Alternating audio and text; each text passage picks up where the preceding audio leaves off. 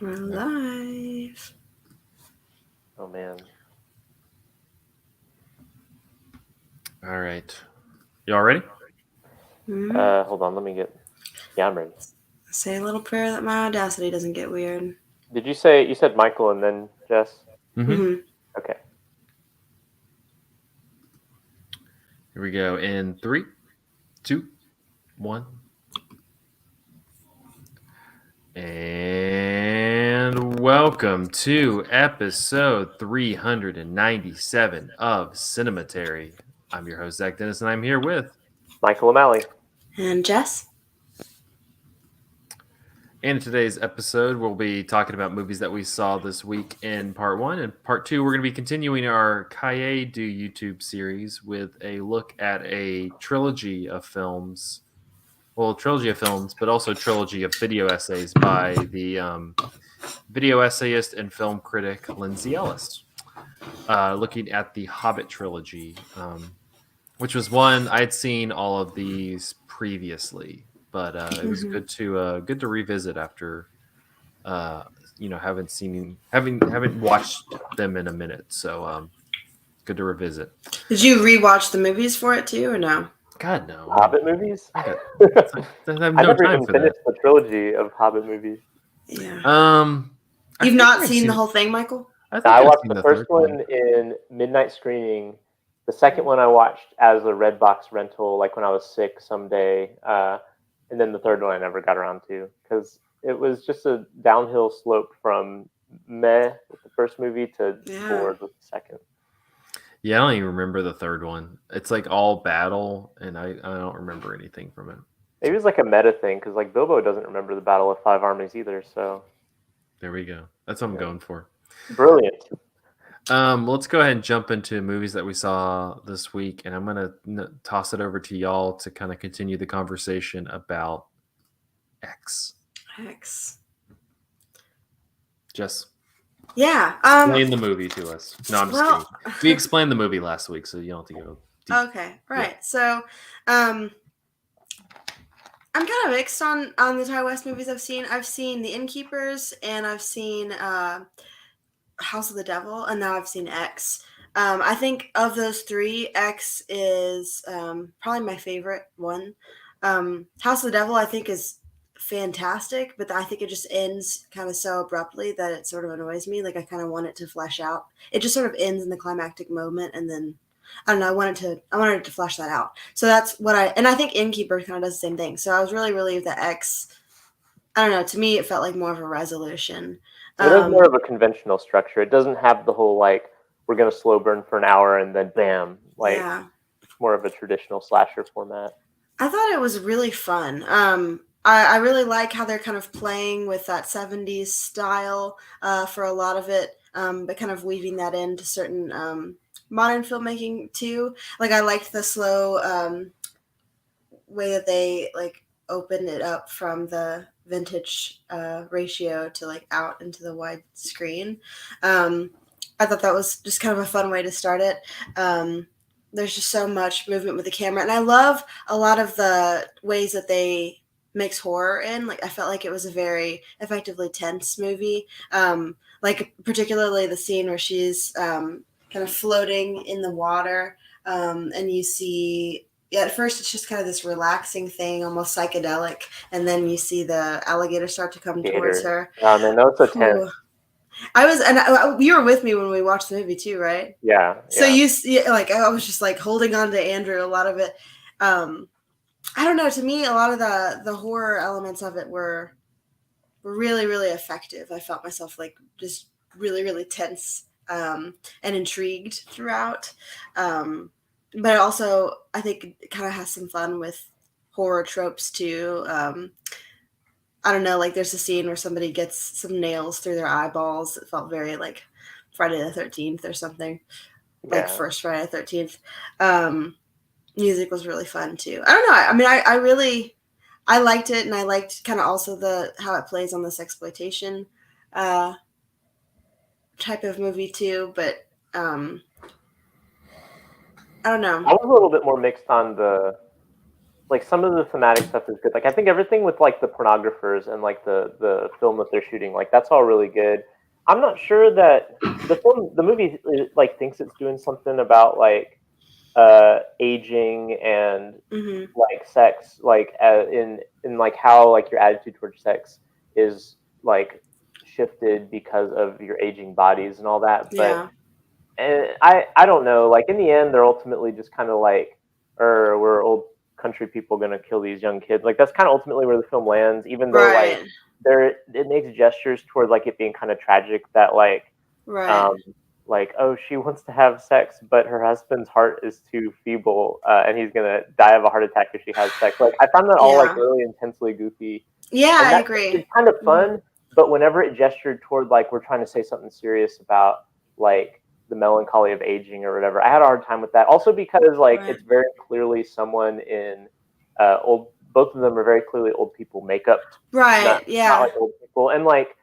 The woman, the old woman is Mia Goth, and so there's like a double lead there, and that's kind of fun, like mirroring. And I guess like in the now announced prequel to this movie, she'll be able to play herself like without old age makeup. But like I was all really distanced from like they didn't feel like real old people. Sure. I agree. That's like fine for like a slasher movie in which old people are just like killing horny teenagers, which is most of what this movie is. But whenever the movie tries to like bring in that like more sympathetic angle to them, it was hard because none of the rest of the movie primes you for that, or at least for me. That I that's exactly how I feel. Like there's a lot of it that worked. That is the one thing that is kind of distancing me from it just a little bit.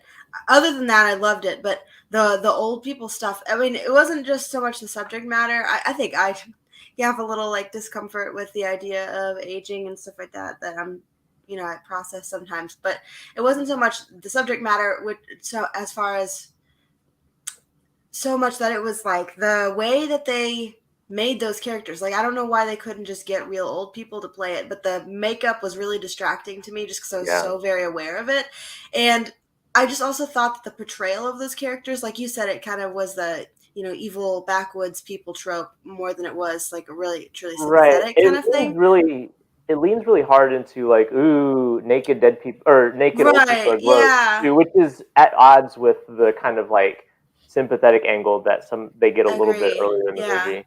But some of the way, even just some of the line delivery, like "Oh, can't my heart," just felt so just inauthentic. It just felt really corny to me, and it kind of reminded me of. Sort of when I first started watching Midnight Mass, the series on Netflix.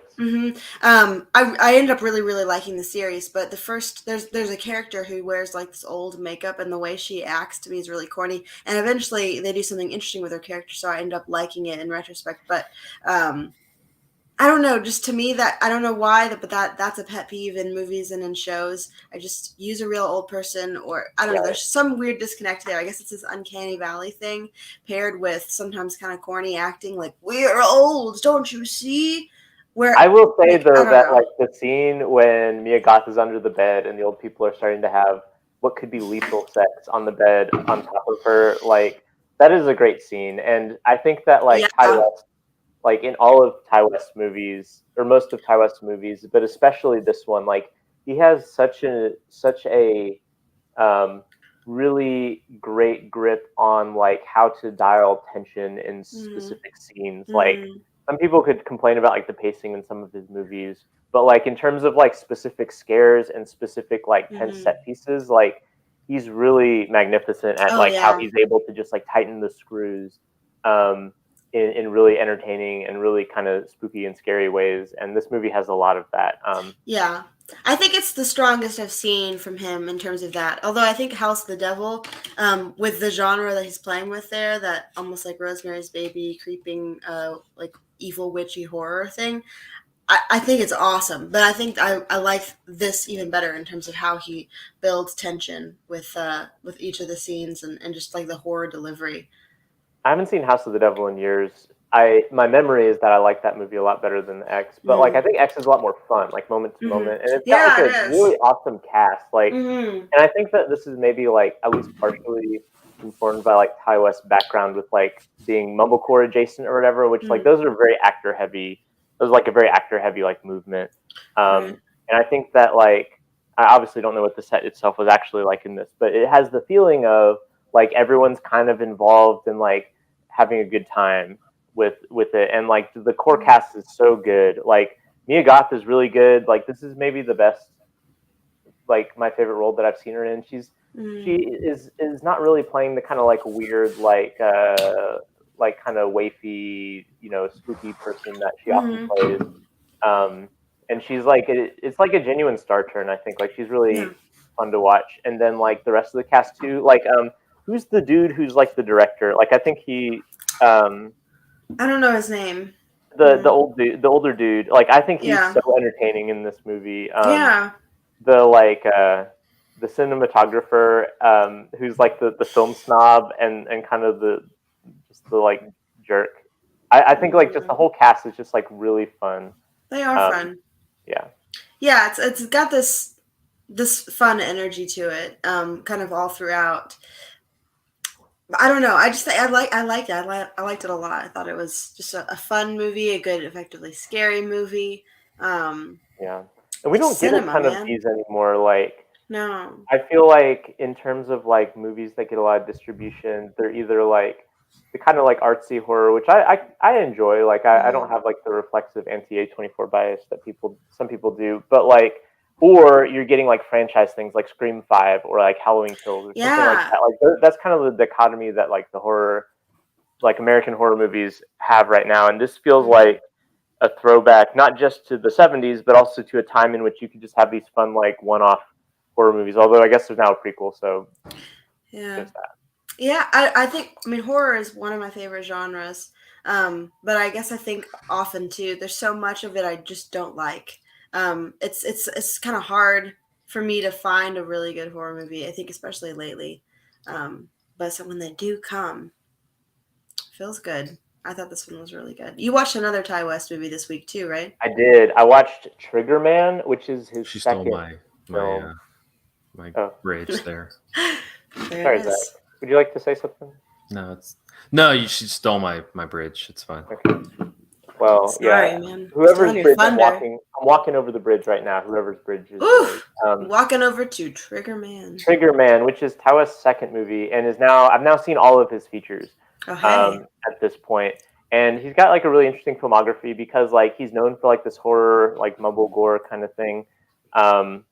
And that's definitely like where he cuts his teeth, but then his career went elsewhere. Like he did In a Valley of Violence is like a Western. He did The Sacrament, which is like a found footage horror movie, but it's also like more so just like a drama about like the Jonestown Massacre, kind of sort of. And so I wasn't really sure like what Triggerman was going to be. I'd seen his first movie, The Roost, which is like very much like a genre homage, like to like you're watching a horror movie late night on TV and it's like that vibe. And this one it was super, I don't know, like I can describe the plot in one sentence and there's literally nothing more complex in the movie but this one sentence, which is that there's some dudes walking in the woods and all of a sudden they start getting shot at by an unknown sniper and they have to run away. Like that's genuinely the whole movie. And the walking in the woods part is about 45 minutes and the getting shot at from the unknown assailant is about like 45 minutes. And there's very little dialogue, and it really threw me for a loop because like a lot of people will talk about like Ty West being like the slow burn guy because he got his breakthrough with House of the Devil, which kind of famously has like basically an hour build up to a single scare, and that's the movie. This one is so slow though. Like this is like borderline slow cinema adjacent, and I kind of wish Andrew had watched this with me so I could bounce this off of him because I don't know if that's what he was going for. Like it mostly just feels like empty space in this movie. Like it's people walking around, they're hunting in the woods, and so they're just walking around being like, you know, just like, and there's like no dialogue. And I wanted this to be like a bold experiment where it's like, wow, he's doing something really cool. But honestly, I was so bored. Like there's nothing going on in this, and it feels. The Roost is interesting because it's like it makes a virtue of its low budget. Like it's mimicking low budget movies of a different era, and so it has like that kind of charm. And this obviously is low budget too. Like that's kind of probably what's driving the decision to have like It's extremely minimalist plot and stuff. But it feels like a film that like a person makes as a project in a college class or something, like that sort of like low budget. And I did not like it. Although I will give him respect for like truly sticking to his guns to this concept of like this like very, very, very minimalist like horror adjacent movie. But if you're looking to get into other Ty West movies besides X, if you've taken our recommendation for that, I would not recommend going to Triggerman next. I would maybe not recommend it at all. It is boring, and unlike slow cinema, it never like breaks through to like moments of transcendence. And it just feels like you needed more movie, man. And that's my Triggerman review. Well, when it comes to movies that are really breaking, I think Jessy has a perfect one. Oh man! So, I'm really excited. I got to see 2 really great movies at Central Cinema these last week or 2. X was one, and Jawbreaker was the other. So Jawbreaker, it's kind of like a pre Mean Girls, kind of I almost like a mix of like the Heathers and Mean Girls. It came out in 1999, directed by Darren Steen, and it had Judy Greer in it, but I have a hard time taking. I feel so bad about this. I have a hard time taking Judy Greer seriously in like anything, and her character is kind of supposed to be played for jokes in this, but she turns into like a hot girl pretty early on in the movie, and I have a hard time seeing as a hot girl, and I hate that I feel that I have this bias against Judy Greer, but but anyway, it's about this group of like hot popular girls in high school, and 3 of them get together and they're trying to prank. I guess they prank each other on their birthdays. So 3 of them get together and they sneak into the 4th girl's house, bind her up, put a jawbreaker in her mouth and tape over her mouth, and they dump her in the back of their car. They make her feel like she's being kidnapped. It's her fun, hilarious birthday prank, and I think they're gonna take her out for breakfast or something. I don't know what they're gonna do, but when they open the trunk, she has swallowed the jawbreaker and choked to death. This is how the movie starts. Oh my God. This is how the movie starts. A lot meaner than Mean Girls. It's super mean. That's the thing about this movie. It is like entirely malicious. Like I think that all the characters are just like evil, like genuinely cold-hearted, like asshole characters who deserve like all the suffering that they get. But it's just, to me, I can see why you would just not like it. Not you necessarily, but I can see why somebody would just watch it and be like, this is atrocious. Although I do think that they get their comeuppance, but they're just completely like evil-natured people. But I think they're just kind of hilarious, and like the bitchiness, like the extreme cattiness of the characters is just kind of entertaining to watch. Like, wow. I don't know, it's neat. I wouldn't want to spend time with them, but I think that the performances are they're so great. They're so convincing and just gruesomely bitchy. And so they accidentally kill their best friend, and their leader, who's played by Rose. It's not Rose McGowan, is it? Is that her? No. Well, I guess it is Rose McGowan. She's their leader. She's kind of like basically saying, you're going to listen to me and we're going to cover this up and pretend we didn't have anything to do with this. So they stage it and make it look like she, was murdered.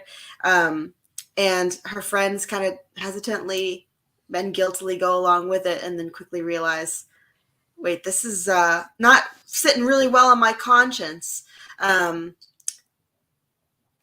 don't know. I thought it was great, but it is this chaotic, evil, horny movie. Like every character, I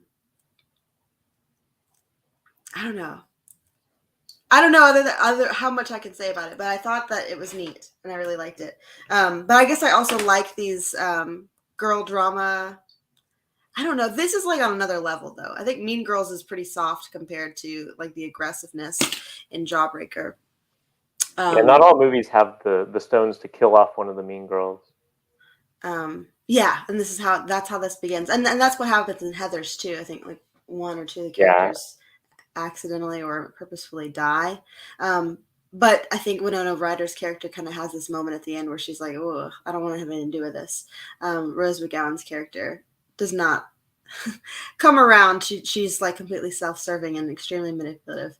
There is something like some of those old teen movies are extraordinarily mean in ways that like movies never dare to be now. And like, right. I'm all for like diversity of feelings, and like I think we should have our sentimental and like emotionally nuanced films as well. But I would like to see like a return to some like just some like black-hearted, just awful mean high school movies again. Like that would be kind of fun if we could do that, maybe just once or twice.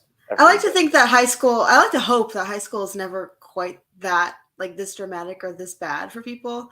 I think these like high school teen like kind of pink movies kind of make this. Surely high schoolers are not like this bitchy or this dramatic or cliquey. Don't you feel like they've kind of? I guess the modern version of that would be Euphoria. I've never watched it. Seen Euphoria. Aren't they just doing drugs and sad all the time? Like that seems like a different vibe. Oh, okay. Well, I've never watched it, but that's not even either. I mean, that seems to be the. Well, we need those like Razor's Edge like satire like things where it's like no. I don't know. Like I've never seen this, but this feels like of a different era. That they would just have a dead teenager, and that's kind of like part of the gag. Right. Yeah, I don't know. I don't know if you get away with that today. You did what? Maybe I don't know if you get away with a dead teenager as a gag today. Yeah, maybe not. I mean, I think just like once or twice a decade. Like we don't need all of the movies to be like this. Like emotional nuance. Just kill one occasionally. Occasionally, every once in a while. I can think of a lot of dead teenager movies that have come out recently, but they're all like, "Isn't this super sad?" That people's lives are like ruined because of this. Not like, I mean, to be clear, like that's obviously the human response, but right? Well, yeah, but this is yeah. I think that I mean, you're supposed to view what happened as sad and not funny, but I don't know. It's kind of like a series of chaotic events, and it's fun. I mean, I had fun with it, but I think like the Letterboxd ratings, just for the people that I'm friends with, was very all over the place. Some people like hated it. I don't know. You are a call to make, but I think if you're the kind of person who can enjoy like a bitchy teenage girl movie like Mean Girls or The Heathers, this is kind of an interesting fusion of both those things, but turned up a little higher. I thought it was neat. I thought it was fun. I'll do it for Judy Greer. I'll bring us home with a movie that's wildly different than everything we've talked about so far. And that's a nice period drama from the early part of the century by David Lean. I think this was a second movie. I think it was a second movie. Very early David Lean, who of Lawrence of Arabia, Bridge on the River Kwai, Brief Encounter fame. It actually stars his Brief Encounter star because he made this a year before Brief Encounter. Celia Johnson. Okay. Less romance in this one. But the story, it's late 19 teens, I think 1919, 1920. World War I has just ended, and the lead character played by Robert Newton comes home, and he and his family move into this brownstone flat in London, and middle class family, row house, just kind of working class. And so it's he and his wife. It's their three kids. Three kids. His mother-in-law and his sister-in-law. Full ass house. And a lot of the movie is just kind of it's interesting. It's like broken up into very like what was the movie that was I watched recently that kind of was like this as well? It's just broken up into kind of like more like moments rather than like a full narrative, and it's just kind of moments of this family's life between the end of the First World War and the beginning of the Second World War. And you have like the daughters. You have like the oldest daughter who has this romance with the boy next door, who's also the son of the best friend of the dad. You have the middle son of the family who they don't say he's a communist, but gets into definitely is like, is marching in labor strikes and things like that. And has a friend who like goes on this like really really pointed leftist rant at a Christmas party. That is just like this great scene that you're just like, oh, hello. And then I'm trying to think of and then you have just like this mother-in-law and the sister-in-law who are always just kind of griping with one another. The sister-in-law like starts out as just kind of this spinster woman who I guess her husband was in World War I and died, and so she's just kind of living her life now. But like by the end of this movie becomes kind of like a weird spiritualist person. It goes in many different places, but I think the kind of crux of the movie, that what David Lean is trying to present, is just kind of how the middle class family in England, kind of the dynamics and just the changing, what's changing in England from the end of the First World War to the Second World War, and so you have, it reminds me a little bit of something like, not just because it's shot like it has like this vibrant Technicolor, but it also reminds me a little bit of a much better movie that's the Powell and Pressburger's Colonel Blimp, which is kind of trying to capture this. And what is more successful with that movie is that it really kind of captures this abstract idea of this country over the course of time, through the lens of this one character. I don't think This Happy Breed does that nearly as well. It has moments that are good, but it doesn't necessarily really like sweep you up into this narrative as well as like something like Colonel Blimp does. And I think that's kind of where it falters. It has the one thing that I also was just thinking about is it just has this weird kind of it's just weird politics, because you have like the son who's clearly kind of this deeply leftist, communist, person who's kind of very engaged in that. Because you have this whole sequence like a middle way through the film where he has this one friend who's very much engaged in that, who they both are like participating in these labor strikes and are marching. And you have this scene where he has gotten in like a brawl or gotten into some sort of fight and has like a black eye or something like that. And his dad like gives him kind of this speech.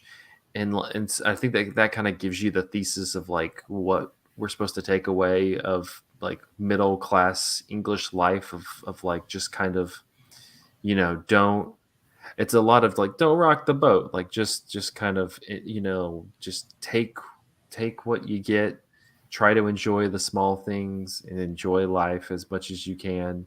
And then, move on.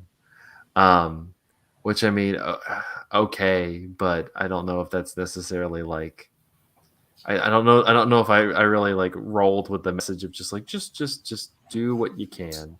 I'm like, it was much easier to do what you can when you're a middle class family of somebody who was in a war in England in the early 1900s. So, as somebody watching it in the 21st century, I'm just kind of like, yeah, I would do what I can. This seems, yeah. I'm honestly, I was angry at the beginning of the movie when you just got this super fucking nice house in London. We're just like, it seems okay. And so I don't know, like that, but that didn't totally like ruin the movie for me. David Lean always kind of has just like this kind of weird centrist concept on everything, that everything is just very much down the middle. But I think that it does have like enough moments. It has, I think where it succeeds is it does have these nice little human moments where, I don't know, to me, I usually connect with like characters who are kind of lamenting, you know, their time kind of being just completely gone, and like it's them finally kind of recognizing that, oh, my time's passed to a degree. Now I'm just kind of in this second, you know, this kind of more relaxed stage of my life. And so like there's this kind of, there's a couple moments of that where like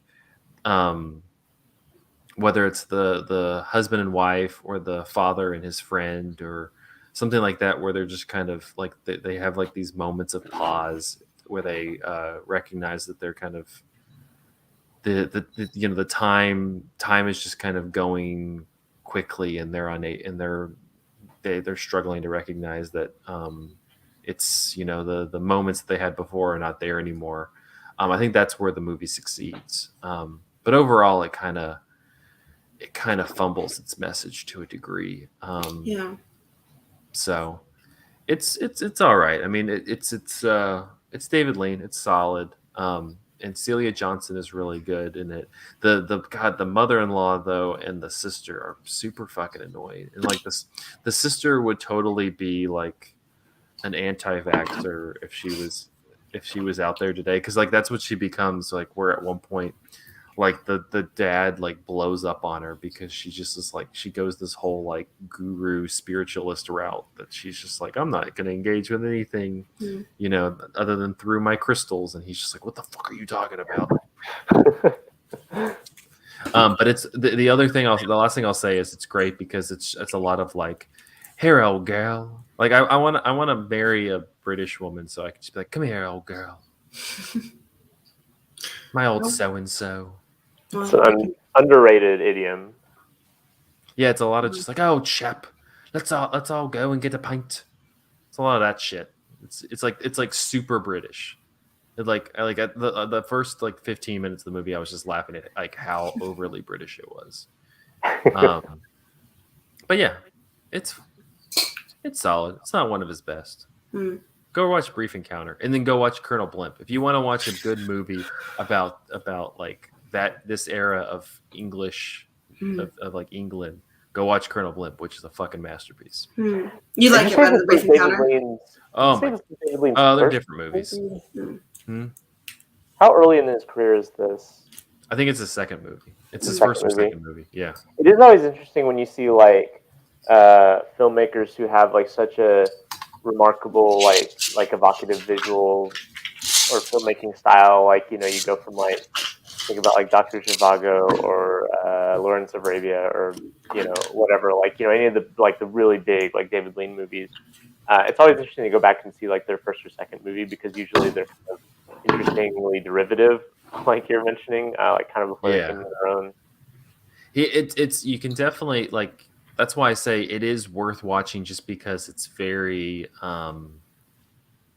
it's still great to look at. It's shot in Technicolor. Like it does have these kind of just like magical movie moments of like capturing like the, you know, London streets at night with like street lamps and things like that. Like you get a real sense to a degree of like the geography of this like house, you know. Like I love to like get a feeling of like the space, because you spend probably 85 to 90% of the movie in this house, in this space.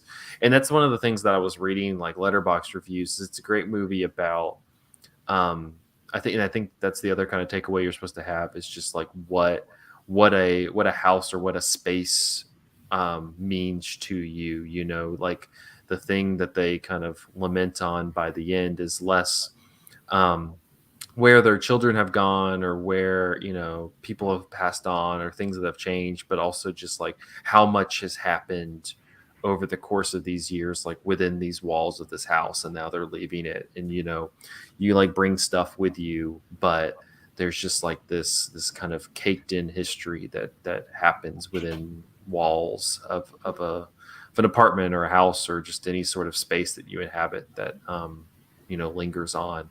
And I wish he kind of like tapped more into that.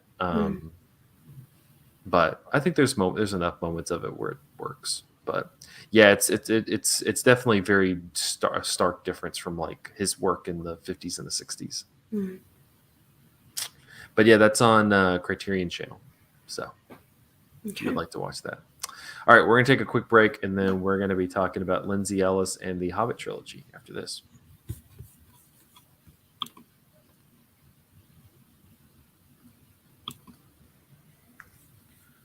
I've actually really been looking forward to talking about these because I rewatched them the other day and I was like, "Damn, these are like great YouTube videos." Like, yeah, if you watch it on level YouTube videos. If you watch it like all in one sitting, like it's a good like hour and a half, 20-minute long documentary. Right. Mm-hmm.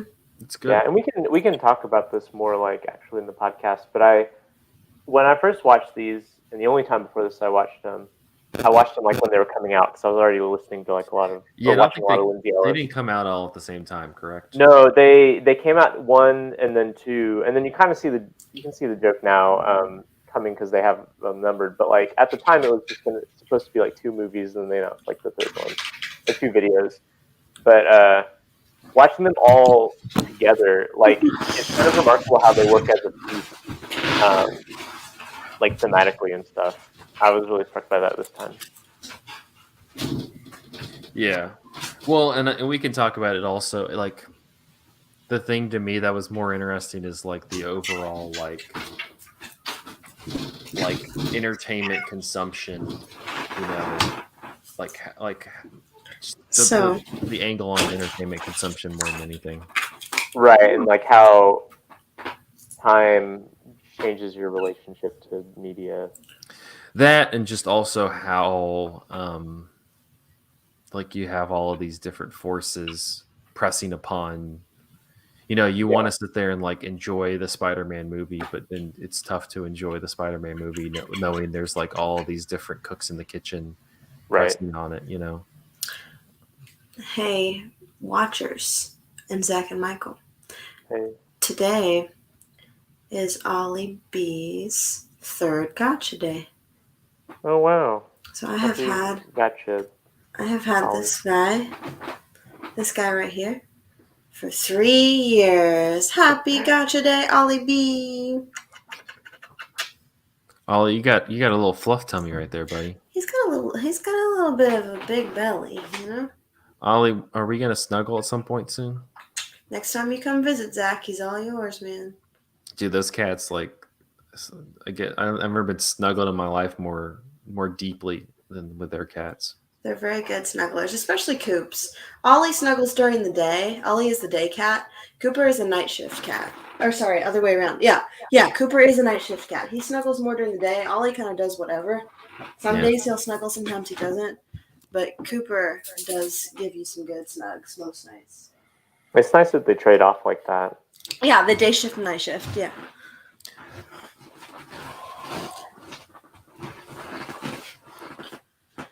And it's not like they don't hang out when it's not their shift. It's just when it's their shift, they're pretty consistently there. Nice. I don't know. I just want to be remembered as the girl who loves her cats. A lot. Too much.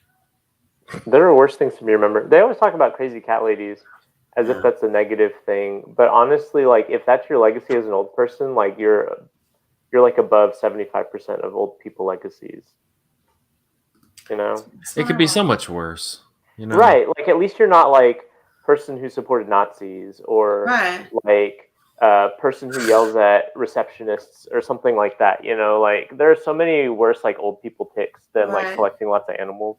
Somebody who's really nice to animals. Yeah, that's what I want to remember.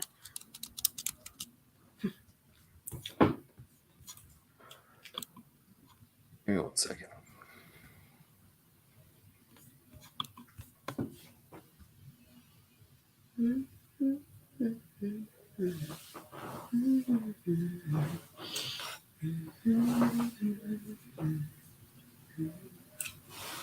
Oh, it's good. Michael, have you seen Drive My Car?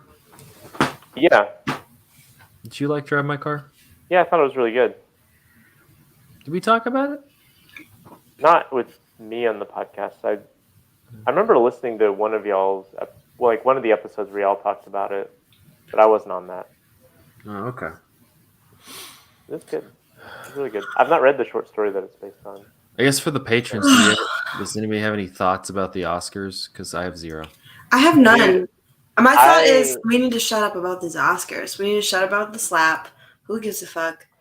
I think that slap has gotten so, like, the amount of discourse per second that elapsed for that event, like, is so dense. Like, I can't believe people had so much to say about that. Like, I was telling Rebecca, in a bygone era, like in the pre-social media era, we would have been like the next day, like, did you see that? Yeah, that was pretty funny, or that was pretty crazy, or whatever, and then been like, huh, okay, and then moved on.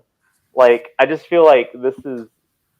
I remember I woke up in the morning to go to school after the Oscars. I was like, I wonder how the Oscars went, and I logged on to Facebook, and it was literally everybody, like not even like movie people, just like literally everybody on my Facebook feed was just like posting about that. I was like, wow, what an incredibly bizarre thing to like prompt people to write essays about gender and race on Facebook. Yeah, no, it was.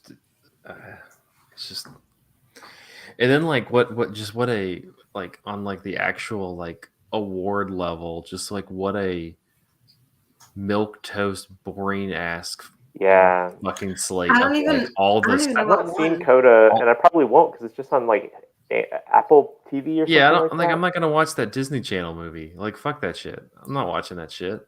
I don't know a single thing that won or what. It looked god awful. It looked like dog shit. What is it? Like, no, I'm not gonna watch that. And then Will Smith wins for King Richard. Like, it was the best actor and best act. Like, it's just acting now. Just whoever acts the most, like, you win an award. Because I'm like, both of the, like, really, like they put so much into it. It's just so much acting. You're just like, whatever. That's not acting. That's just she put on a fucking face. Who was it? Who won? Jessica Chastain. Like, she just looked like a girl version of Carl Havoc. Like, she had too much shit on her. I mean, to be fair, that was Tammy Faye, or that is Tammy Faye, I guess.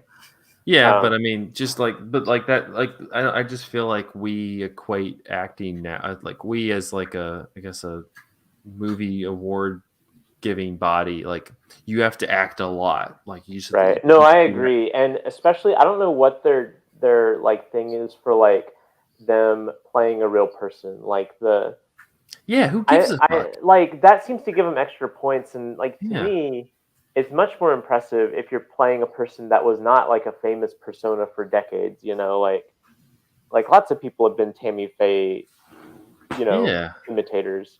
There's like go to a drag show, you'll see a bunch of subculture. Yeah, like whatever. Like it's like these idiots have never been to a drag show. I'm just like whatever.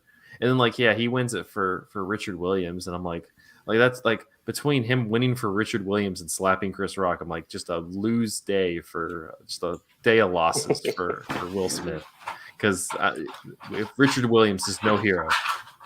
I will say that every year the guy who teaches film studies at my high school, we do a little like pool. You know, we all like make our guesses about what's going to win, and I don't usually do too hot. I usually am like really hit and miss. But this year, I like whiffed on almost all of them. Like there was only a few that I got like Encanto. I knew that was going to win, and like a few others. But like somebody made a good point about that. Like no shade on Encanto, but like honestly, they should just go get away with like just disband the animation award because it's always Pixar or Disney. It's always just Disney. Like it's just a nice. It's like a plug for Disney. Like who gives a fuck? You know, like it's not an actual like. I didn't love Mitchell's versus. Did win in 2001.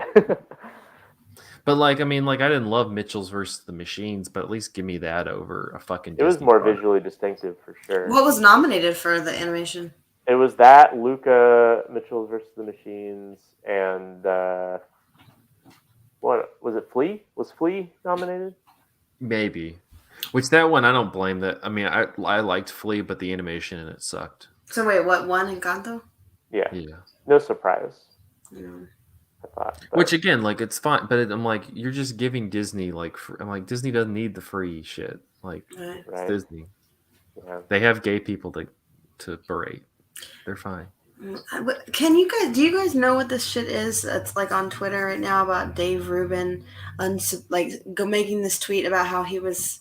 I'm just. Well, did Disney do something in particular that? Who's Dave Rubin? I don't even know who Dave Rubin is. I don't really know. I guess he used to be a lefty guy in the Young Turks, and now he's like. Oh, I don't really know anything about that whole like. Yeah, I don't bag know left. That. I know Disney. But now he's like. I know Disney was supporting the Don't Say Gay bill, and now they're not supporting. I'm just like, I don't. Yeah, but he's I don't know why you're breaking. If you're a leftist, then you should have parted ways with Disney a long time ago. If you're going to put your foot down about their political shenanigans. Well, he used to be. He's like an ex-leftist, and now he's a grifter, like a Republican grifter, who's also an outward gay man. And so there's been all this stuff lately about how his, fellow Republican talk show hosts and stuff are like, "Well, I don't support you." But I will talk to you. My brain is like glazing over as you're describing like these actions. Okay, I don't know if you guys. I just wasn't sure if you're hip on what. I was wondering if Disney had done something to make this like gay Republican man say, "I'm unsubscribing. We can't." It was probably they're very fine just ripping Florida off and drifting it into the sea. Like I don't just get rid of that fucking state, man. You lose Disney in the process, like win-win. It'd be great. Yeah, we lose Miami, but that'll be underwater in a few years anyway. Disney. So really, we're gonna lose it soon. Yeah, that's my stance on this. I still would like to watch Turning Red, though. I kind of want to watch. Well, it's already out there, so it's safe. Yeah. All right, let's do. Anyway, part 2. Speaking of global conglomerates. Yeah, really. All right, count us in, Zacharoo. Here we go in 3, 2, 1. And we're back with part 2 of episode 397 of Cinematary. In this part, we're going to be continuing our Cahiers du YouTube series with a look at Lindsay Ellis's trilogy of Hobbit video essays. For those unfamiliar with Lindsay Ellis, she's a film critic. She's now, correct me if I'm wrong, she's now not doing video essays anymore. Yeah, she quit. It's the whole thing that maybe we can get into later. Yeah, I don't know anything about that. So anyway, she's no longer, but she did a lot of film criticism, media criticism, pop culture criticism essays. One of the like founding like people of like what the modern YouTube video essay is like when she like came to YouTube, which I think was in like the mid 2010s, because she was at like Channel Awesome before, which is not awesome, but like Lindsay Ellis is kind of like one of the principal people who like kind of established what like video essays are, like is like the same like era of like every frame of painting, like that sort of influence. Yeah. And so yes, I think these were the ones they were nominated for like award or won awards. The series did. They won a Hugo. Wow. It's like a big deal. Yeah. So I mean, like, and honestly, like you could watch them all in one sitting. And it would be like an hour and a half, maybe max. Yeah. And I think it would be like a worthwhile like documentary. Like there's some actual like good like reporting in this in terms of like this story. No, I remember watching these. I really like the ones that she's done. I'm much more familiar with Lindsay Ellis than a lot of the other folks that we've talked about. I've watched her stuff for a while. I've liked a lot of the stuff that she's done on like Disney. The woke Disney one, it's relatively recent, was a good one. But yeah, this Hobbit, the 3 Hobbit movies, I think are really, the video essays on the Hobbit movies are really great, just because they examine like nostalgia, pop culture, and like that kind of how nostalgia drives a lot of why people go to the movies, but then also digs into just media conglomerates, millions of producer cooks in the kitchen, directors, writers, all this kind of stuff. It even gets into, if you get to the third video, like how this labor dispute with New Zealand, like that's all being like festered around into this big old soup that is the Hobbit movies that are just on the surface as movies, not great for the most part. but then I think like I gain like some appreciation for them, not in terms of them being good movies, but like after watching these videos, like you understand why they weren't good movies. Like there's no shot for them to be good movies. Yeah, it's a really impressive like series of videos because it begins kind of like what we expect a like YouTube media analysis to be. And I think like Andrew named this episode, like the topic was like, this is like an example of like kind of left-wing YouTube media analysis, which is like really, if you're on YouTube and your algorithm is anywhere in this ecosystem, you've seen this sort of thing, where the person is talking about like, hey, we're going to break down like The Hobbit or Spider-Man or whatever. And it begins like that, but then the way that the videos keep pulling back layers and layers into like going deeper and deeper into production details, like to the point where she's actually like interviewing members of the cast. Right.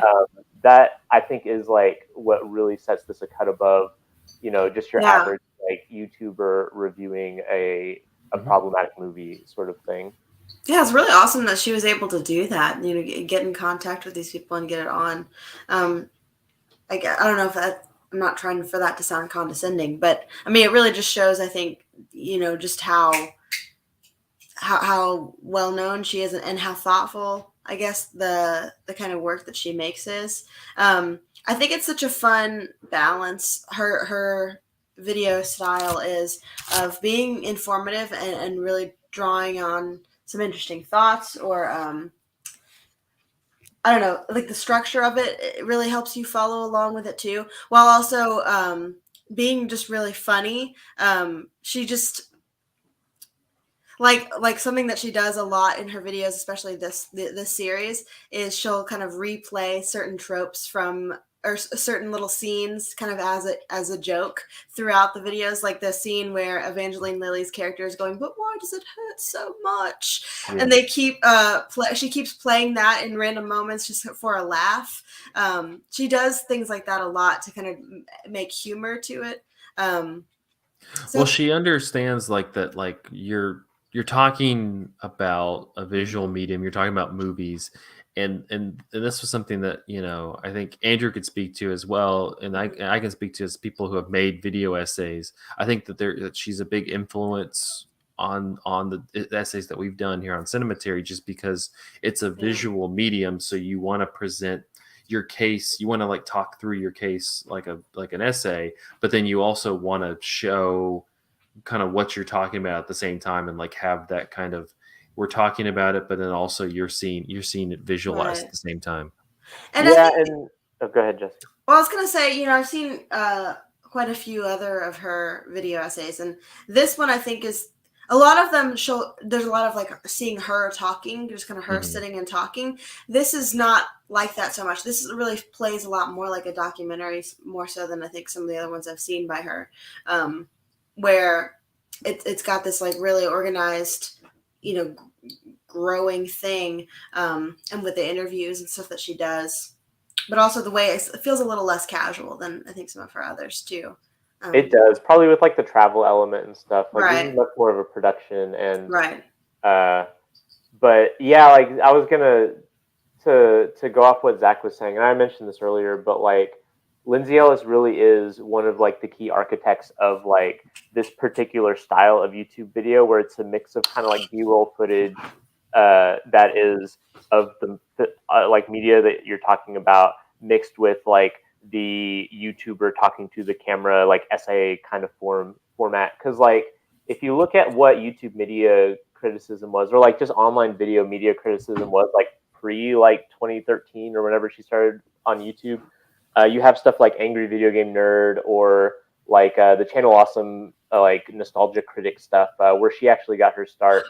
And a lot of that is sort of in that mode, but it's like very like persona what people are like yelling at. The idea was there's a big culture of you're looking at like kind of nostalgic faves or really bad movies, and you're just like railing at them, and it's like a lot of improv and that sort of thing.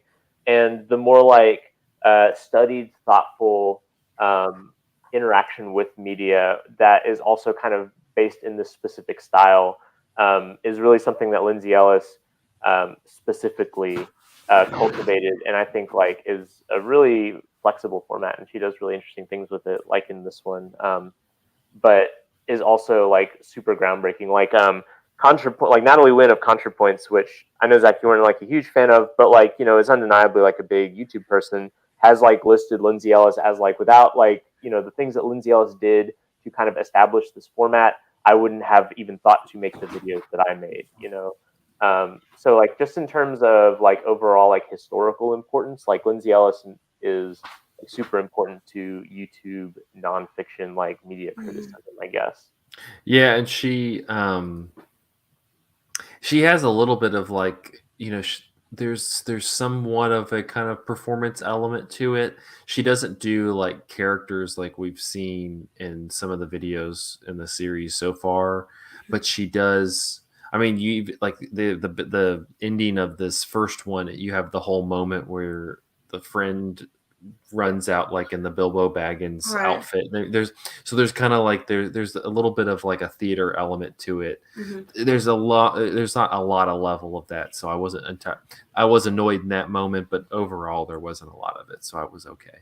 I will say too that like the like kind of skit stuff, like I think it is skit like, is a better. It's kind of like, it is kind of weak, like the like at the end of the first video where they're like, I'm going to Mordor, yes, I'm coming with you, like that sort of thing. Like it's a little bit corny and eye rolly, but that said, like I think like it works better than like some other attempts at doing stuff that other people might try to do, because it's like part of like the project of like the theme of the video series, which is about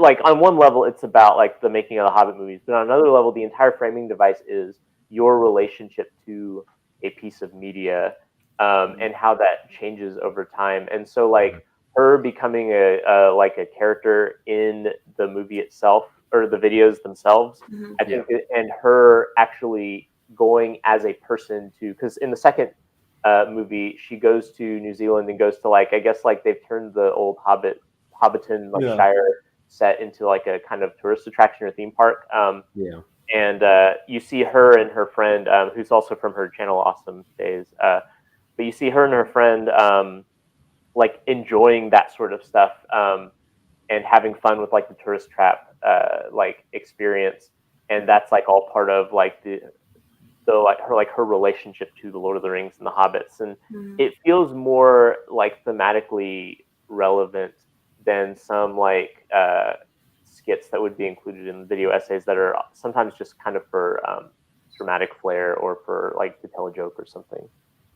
Yeah, and that's what I think. That's what elevates. Just it does elevate these from other ones, because in other ones she's always poking at like, she's looking at like media. She's doing media criticism. She's looking at like Disney and these media conglomerates and things like that. But here, I think the whole overall thesis of like investigating like your own nostalgia is to me really fascinating, because I mean I think that we're dealing with that on a, you know, actively when it comes to mainstream movies. I mean, you just look at like the popularity of like the Batman or the latest Spider-Man movie is like the two most popular movies over the last 6 to 8 months. That tells you that people just kind of want, you know, to not even just like regurgitate the same thing over and over again, but just relive, you know, this part of their lives over and over and over again. Like that's how they're engaging with media. And to me, there's a quote in the Lindsay Ellis videos about like how she doesn't just want to re-experience the Lord of the Rings; she wants to watch movies like she watched them as a kid. Right. Yeah. And I think that's the kind of modus apparatus that like I feel like most of the general public is operating in when they go to the movies, and like that's fine. But the frustrating thing is that like that's fine if that's how you watch movies, but it unfortunately it seems like studios believe that that's the only way anybody wants to watch it, Right. and so that's the only output that we're getting, and so it's less of a frustration. I get frustrated with those types of people, not because not that there's anything wrong with that way, but it's just like the way that you watch movies is not necessarily how movies operate. Right. But at the same time, studios have decided that's the only way we're going to allow movies to operate. And that's completely diluted the product, which is what she gets. That she expands on in this essay. And so much Go ahead, Jesse. Well, like so much of what she focuses on, especially towards the end, is all the like layers of exploitation there. Like they were 18 months into a production of, or like, in pre-production of bringing this to life with this person's vision, and the studios, and the studios, I mean, from what she was implying, they needed it right away, and they just said, you know what, we want this cheaper, and if you're not going to do this, we want this now. And it seemed like with Guillermo del Toro also that he kind of was going to do his own thing, and they were like, no, we want Lord of the Rings, we want Lord of the Rings 2, right. And so I don't know, they just like, they wanted something, they wanted it right away, even though like they talked about how the original series took 3 years of pre-production just to get it ready. But also the way like the film industry has been exploiting, the people, at least at the very least the people of New Zealand and the actors there. I don't know. It's kind of scary and sad to think about the way the industry has shifted from when the original series came out to now, where it's kind of about churning stuff out, getting a director who's going to be a yes man and do what the studio wants so that we can get this out. And yes, we could put more artistic vision in it. And yes, we could, use the craft that we have in past, but that's not going to be as profitable. So we're going to go with profit over craft and over vision, if we can. Yeah, but I don't necessarily think it's a recent thing. I think she gets into this in the essay. I think it's more when something has like resonates that powerfully with people. It then the dollar signs shoot up, and that's when they enter this mode of like, we have to just keep carbon copying this. You think about like I don't think like the reason why the latest Spider-Man movie is just so carbon copied and stale and boring is because they're like, we're just going to continue to copy the Avengers, that kind of model, and just continue to do that because people are responding to that. It's less that I think that this happened. I think that you could look at cases of other franchises from, whether it's, Alien sequels to Ghostbusters sequels to, just anything that like the first one really just resonates with people, and people kind of like put an actual like mind behind that is on like kind of a mainstream big blockbustery scale. Look at like the Jaws sequels, like the first Jaws movies is a masterpiece and is such a well-crafted piece of movie making, and then they just try to carbon copy it for 5-6 movies afterwards because it's just how studios react to people saying that they like a product. I think one of the things that's really like great about the Lindsay Ellis videos and is really emotionally sophisticated is the way that she ties the like growing awareness of the exploitation to the nostalgia factor, and that like the act of nostalgia becomes like a reckoning with being complicit in these larger factors. Like the fact that people are so nostalgic about and have such a connection to Lord of the Rings is weaponized by the like Warner Brothers to like literally change labor law in New Zealand. Like the two are directly connected. Like the video essay talks about like the kind of national pride that Lord of the Rings has, like the Lord of the Rings film trilogy has in New Zealand, and which is kind of like a pure and beautiful thing for like a country that's so small and has such a like compared to the United States, like a small film industry. But then that is used to then further exploitation or exploit people. And that is such a difficult and heavy thing to deal with as like a media consumer. Is like my affection for this experience that I had when I was 12 or 15 or whatever is now being co-opted by corporations and used in battles to further like capital and to oppress people. And that is ultimately like part of like what this video series is about. And I think it deals with it in a really kind of compelling way, and also in a way that's like weirdly resonant with like the Lord of the Rings itself, you know, which like the arc of the Lord of the Rings is like you know, the hobbits going from the kind of idyllic Shire to then like going through like these hellish war circumstances and then coming back to a Shire that's changed. And like the arc of the movie or the Lindsay Ellis videos like kind of has this kind of skit, which I agree is like not the strongest part of it, but it does like ground it in the structure of the Lord of the Rings, where you kind of leave home and then you come back home with this sense of melancholy because it's not ever going to be the same. And I honestly think that's really kind of moving, and in a way that like YouTube videos aren't normally. Yeah, and I think it's able to, you know, like we were talking about earlier, like she's able to expand, like really emphasize the point. It's not just like some of the videos we've seen where it's just one person talking to the screen and like expounding on their point. Like we've talked about before, it's her like breaking down all of this, but then talking with, you know, New Zealand film people and people who were in the production and people who were crew members and actors and things, you know, and so you're getting all these different voices. So it feels more like a well-rounded reported piece rather than just this one person's opinion about this whole subject. And yeah, like that requires a lot more effort and a lot more work. But I also think that's why we're talking about these that over, you know, the ones that she's done like on Marvel or the ones that she's done on like other like Disney, like the woke Disney one I mentioned. Like those are good video essays still, but it's still just her kind of talking to the camera. And this is more like we've said, like you see a little bit of her, but it's less like cutting to her, you know, in that set where she's like in her room with the computer behind her and things like that. But these are also, I think, pretty personal for her, you know, being I mean, somebody who established herself as a fan, as somebody who's kind of grown up with the series, and I am too.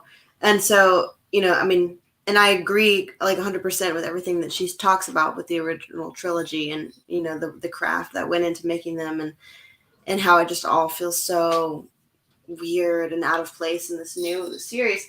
I guess I don't understand the mindset of people who are 100% uncritical of, I don't know, like the nostalgia bankrolling that's going on, you know, like Star Wars movie after Star Wars movie, Disney movie after Disney movie, people who just consume and don't, you know, I know people who like this Hobbit trilogy, and I just don't understand how, I don't know, I don't understand it. I think it's, you know, there's a degree of narcissism to it. They just kind of want to feel good on their own level. So it's just like, you know, that it's just kind of just blatant narcissism of I just want something that'll make that I like, that, you know, I'm not going to consider any of those other factors in it. And then, I mean, I think a lot of media for a lot of people is just, you know, they really lean on like the escape. And when it's an escape, it's just, the word criticism is so misinterpreted and misunderstood nowadays that they think that, you know, you're just coming and saying this is stupid, and this is stupid, and they're you know, they're kind of like, oh, I don't want that negativity in there. And you're like, no, when you say like film criticism or media criticism, it's not you just going, this is a piece of shit. It's like actively engaging in critical thought with the thing in front of you. And I think that's just like, I think overall that's just misunderstood. You know, I think also it's hard. Like, I mean, when you get into criticism, you have to wrestle with like the thorny stuff that this deals with, you know, like it kind of sucks and feels bad, like when you have an affection for something and then you fall out of that affection, or you have an affection for something and the next thing is not as good and is kind of a letdown and like has ethical problems with the production and stuff like that. Like, I think for a lot of people, like they're not looking for that in film, and they don't want to look for that in film because it feels bad. Like, it kind of sucks. on a certain level to feel like, you know, you're part of like this exploitative machine and something is hollow that you once found meaning in. Like that's not like a very fun experience. And I can understand like people not wanting to just dive into that necessarily. Yeah, and I get that. It's not like every person who's sitting in a seat at the movie theater should be a media critic. But I think that there's some degree, you know, it's like with anything, like you have to at some point look at the food in front of you on your plate and reflect on, well, is this good for me or not? You know, you have to like, you know, look outside and be like, I'm sitting inside for the 5th day in a row. Is this good for me or not? Like, I think with anything, you kind of have to look at what's in front of you and go, well, is this good for me or not? Like, you know, is this bringing something to me or not? Or is it just kind of just empty calories? And at the end of the day, if everything's just empty calories, like, you know, that's whenever I try to encourage people to watch something that's, you know, a little bit different, that's off that path. It's just kind of like, yeah, like just experience something different. Like, you know, yeah, it's gonna maybe make you sad or it's gonna do something like that, but like at least like have that experience. I don't, you know, it's I don't think a lot of people are running from it because they're like, I'm dealing with sad stuff all the time, so I don't want to watch something sad. I'm like, I don't think the majority of people are doing that. I think they just are afraid of sadness or afraid of, you know, something like that, and they just don't want to engage with them. Like, no, you probably should. Like, you need to. You're a human. You have to engage with everything. Just part of it. It's part of the experience. I think Lindsay Ellis is someone that is like uniquely positioned to be to make a video like this because of the trajectory of her career as well. And I mean, there is a lot of kind of weird like parasocial like narcissism among YouTube creators, and that's kind of weird. And so it's always kind of weird to see like biographical or like, you know, a person stepping in front of the camera in a YouTube video. But I think like specifically with Lindsay Ellis, like her career began like on YouTube or on this is pre-YouTube, but like her career began, you know, on the Channel Awesome website as someone called Nostalgia Chick, who is like the female counterpart to Nostalgia Critic. And their whole thing was, we're looking at things that we have liked in the past and now are returning to as adults and like riffing on them and seeing like, oh, how silly or cringe are they like in retrospect. And like, I mean, those little videos are fairly hollow, but like the kind of project of her whole career is kind of taking a critical lens to things that she herself has, or at least her audience might have some sort of like connection in their childhood to, like Disney stuff, or you know, she has this series of like things on like mini canons where she'll be like, here's all the stuff that, you know, about Captain America that, you know, I've researched and stuff, and so like there is this sort of like autobiographical like resonance here too, like if you're following like Lindsay Ellis as a persona, like as a creator, because this feels like self-commentary in a way, like the idea of like engaging with nostalgia and problematizing it feels like a kind of subtle like self-criticism as well, and I think is like really interesting and meta in a way that feels like on the level of like how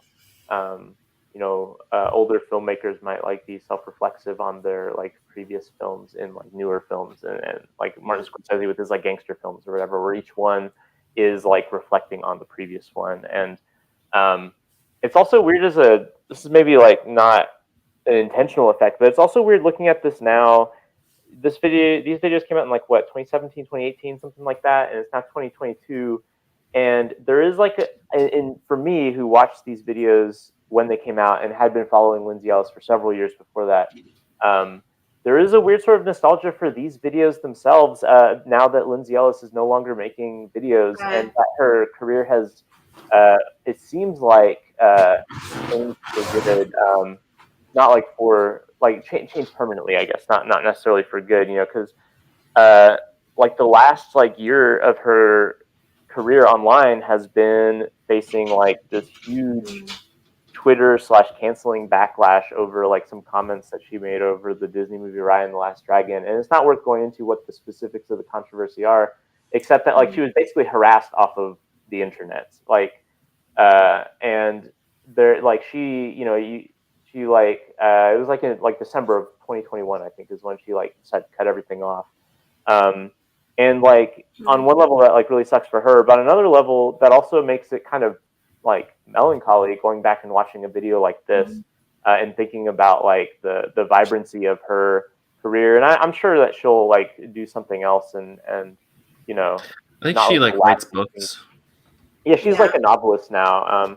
But that's not the same. Like again, like it's kind of like, you know, the whole thing in the videos where you're never going to be able to go back to that thing that you remember fondly to the same way. And like in the same way as that, like watching these, you know, videos from 4 years ago, there is kind of a melancholy in the same way of like, well, whatever Lindsay Ellis does next is not going to recreate the feeling that I had following her at that point in her career.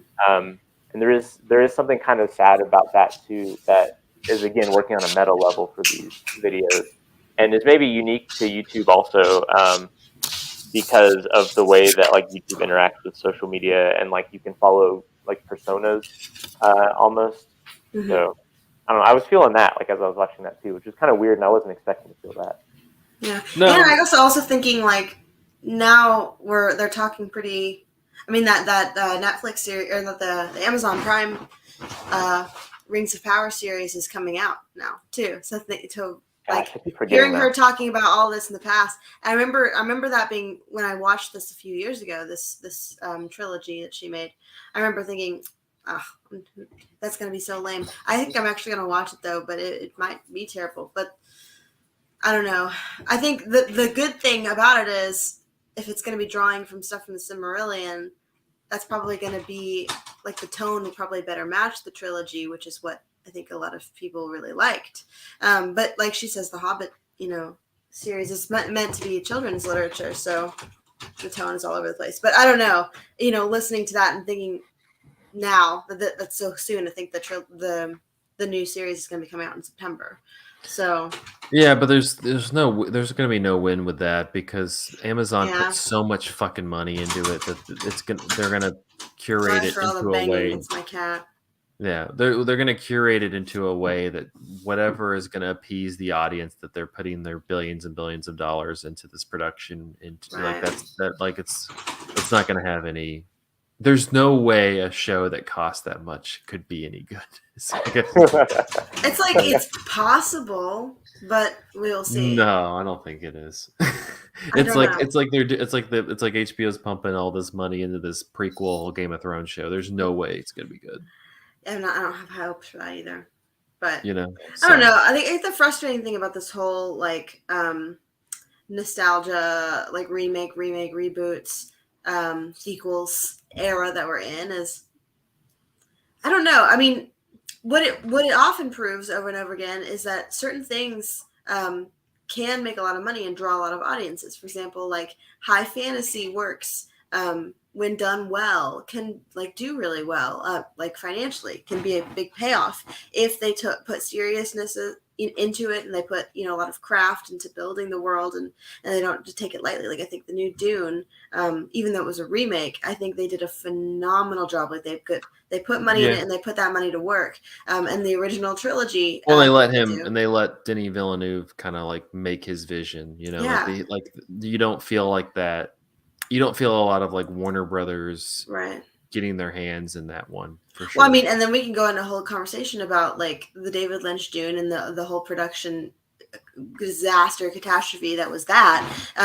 So, I mean, it is like a kind of a weird, you know, artsy. You've read the book, right, Michael? Anyway, we don't have to go into Dune. But the thing is, like, what I'm trying to say, the broader point is, we've proven time and time again that, for example, high fantasy series, you know, will be successful if you put good money into it, you know, put actors, put time and care into making it. But when we just do reboots of reboots, you know, instead of making it like another, for example, space fantasy or space something type of movie, we keep doing more and more Star Wars movies. And like, why? Like half of them are coming out just complete garbage. I don't know. I guess that's my thought. I think And sometimes- ultimately, like, as this video series points out, like, these are ultimately ways for, like, big corporations to launder assets and, create profit. And Right. once that is, like, nakedly the goal of something, like, it has no soul anymore, right? Because not only is it simply like a cash grab, but, like, in the sense of, like, no artistic intent, but like that also means that whatever joy people got out of participating in the making of it is going to be sapped because of like, those people are artists too. It's not simply like a single filmmaker or screenwriter or something. Like, everyone who is part of like a film production or artist, and the less their vision and craft is valued, the less that they're going to feel included, and the more they're going to feel alienated from the production itself. Like, the more the labor ecosystem is going to be alienating to them, and it's always an exploitative system, but the ability to make art within an exploitative system is inspiring. But once that ability to make art is taken away, all you're left with is like the kind of empty feeling of having been, exploited labor. In this video, I think it really does a good job of showing that. Yeah. So I hope that it doesn't all like lead to us, in a couple of years saying that the film industry is just totally fucked. But there's a lot of weird things about it. Hopefully not. Hopefully not. I believe that'll wrap up this episode of Cinematary. You can find us on Facebook at facebook.com/Cinematary, on Twitter and Instagram at handle @Cinematary, and on Letterboxd at letterboxd.com/Cinematary, where we post all the movies that we talk about in this episode. Head over to patreon.com/Cinematary if you'd like to support the show. We got the $5 level and the $1 level. Whatever you feel like you'll want to contribute, it's all up to you. But thank you to our patrons: Cam, Chad Newsom, Corey Willingham, Harry Eskin, Candace Sisson, Ron Hayes, Teresa Marshotti, Titus Arthur, Tyler Chandler, and Whitney Rio Ross. Thank you so much for your patronage. Next week, I gotta look it up. Next week, we're talking about Shannon Strucci. Say what? Shannon Strucci. Yeah, Shannon. I don't even know what that is. This is a deep cut. All right. Yeah. So we don't know what we're getting into, folks. Every day's a new adventure. Over on Cinematary during the Cahiers du YouTube series. Until then. Stay cool. Yeah.